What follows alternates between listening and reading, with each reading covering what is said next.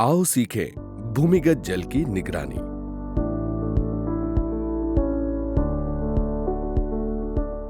ऋतुएं बदलती रहती हैं, जहां हर साल मई जून में सूरज की अंगारे बरसाती गर्मी जब बारिश लाती है तो हम सब बहुत सुकून महसूस करते हैं।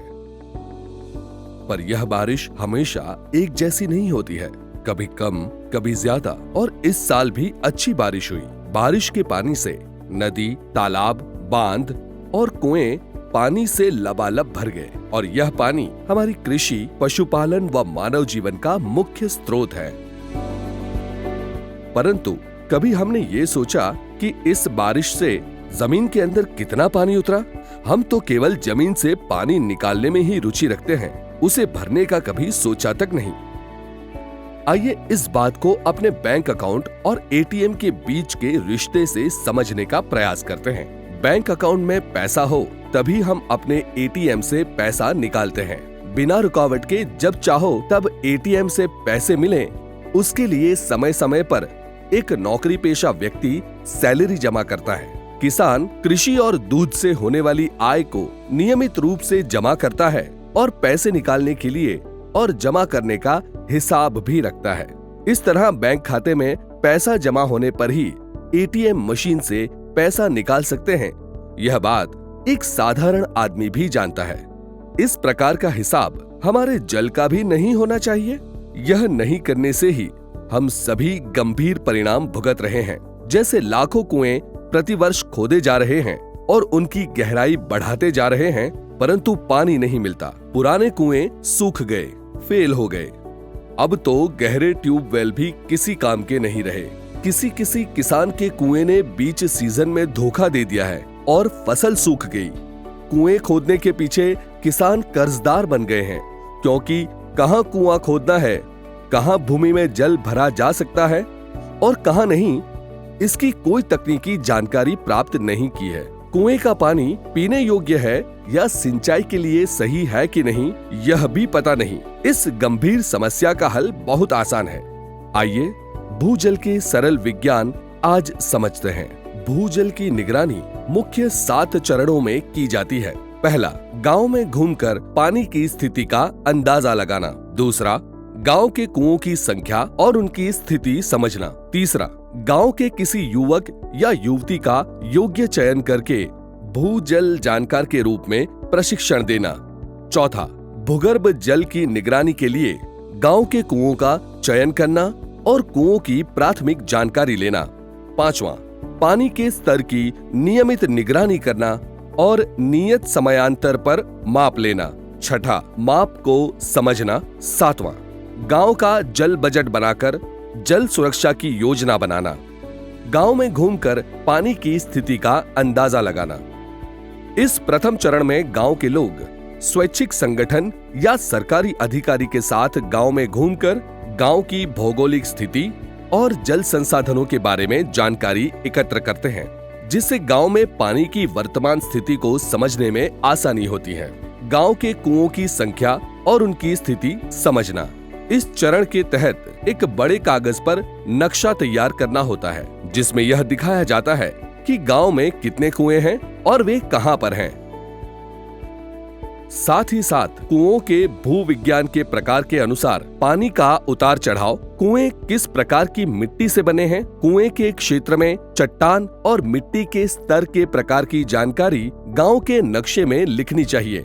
आमतौर पर जब कुआं खोदा जाता है तो भूमि के ऊपरी हिस्से में मिट्टी होती है, फिर कच्चा मुरूम और फिर चट्टान होती है।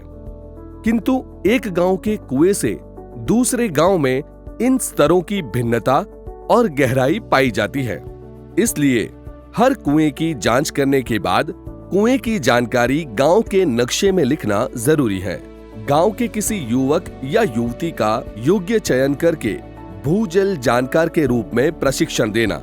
विभिन्न स्वैच्छिक और सरकारी संगठनों के मार्गदर्शन में प्रत्येक गांव में इच्छुक किसान और युवाओं को भूजल जानकार द्वारा प्रशिक्षण दिया जाता है, जिसमें भूजल से जुड़े विभिन्न पहलुओं जैसे कि मिट्टी की विभिन्न परतों, भूमिगत जल के प्रवाह, विभिन्न प्रकार की चट्टानों से भूजल को कैसे सिंचित किया जाए, भूजल को कैसे रिचार्ज किया जाए आदि के बारे में वैज्ञानिक प्रशिक्षण दिया जाता है। प्रशिक्षण के बाद यह किसान और युवा द्वारा कुओं के पानी का मापन और निगरानी का कार्य वैज्ञानिक रूप से करते हैं।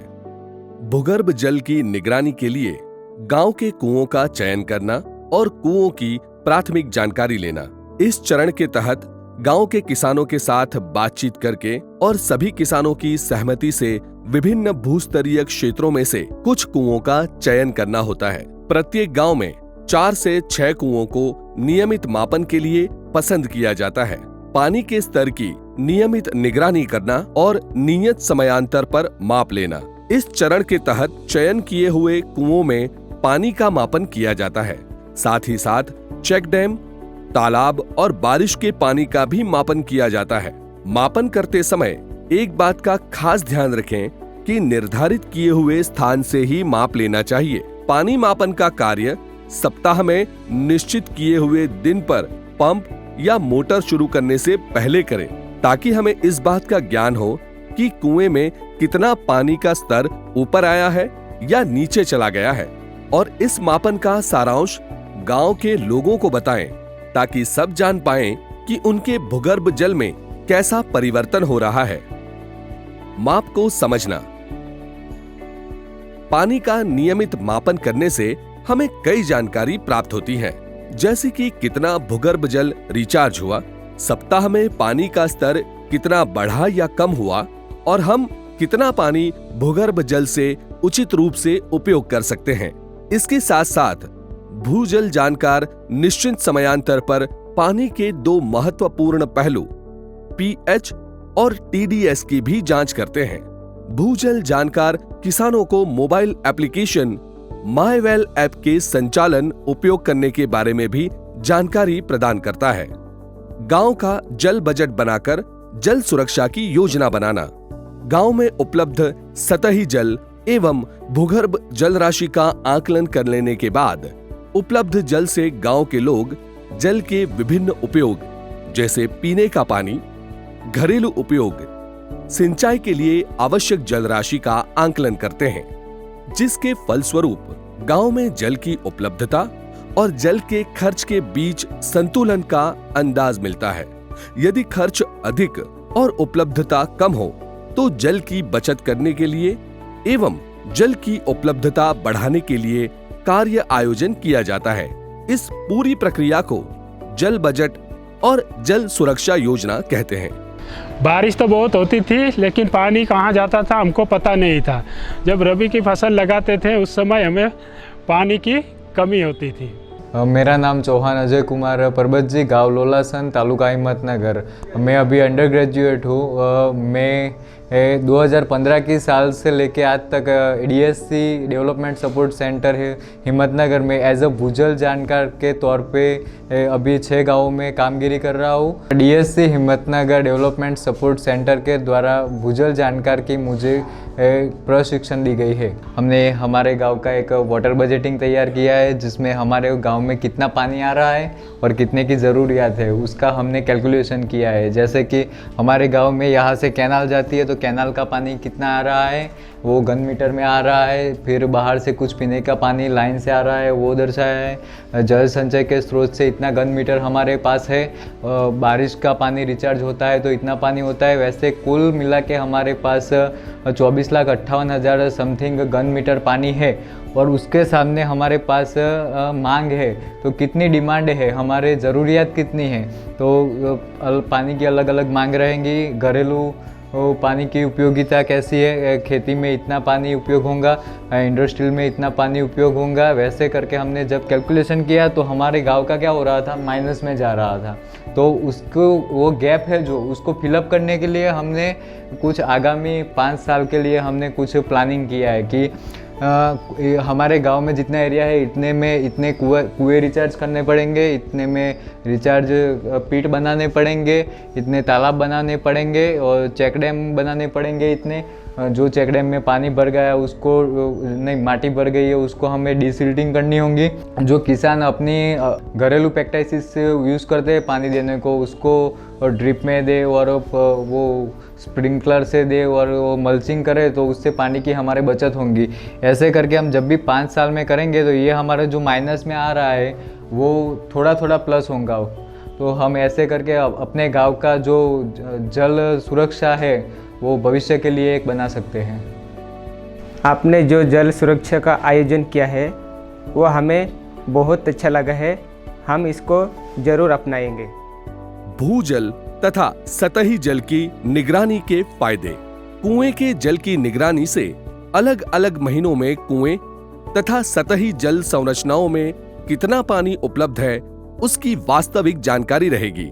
इससे किसान उचित फसल का चयन और सिंचाई की तकनीक का चयन कर सकता है। पूरे गांव में जल की उपलब्धता का और उपयोगिता का संतुलन बनाए रखने के लिए सामूहिक निर्णय लेने में एवं सहकारी आयोजन करने में ग्राम पंचायत को सहायता मिलती है। वर्षा के जल को कृत्रिम भूमिगत जल के रिचार्ज करने के लिए योग्य स्थान के चयन में मदद मिलती है। वाटरशेड तथा मनरेगा की योजना की मदद से प्राप्त होने वाली राशि का सदुपयोग होता है। व्यर्थ के खर्च को टाला जा सकता है। तो देखा ना किसान भाइयों बहनों, गांव में कुएं के पानी के नियमित मापन से गांव में भूगर्भ जल का कैसे विकास होगा, यानी कि भूगर्भ जल जागृति से गांव की जल सुरक्षा कैसे बढ़ेगी। साथ ही अपने जल की बेहतर उपलब्धता होने से किसान बेहतर फसल आयोजन करके कृषि उत्पादन में कैसे बढ़ोतरी कर सकते हैं।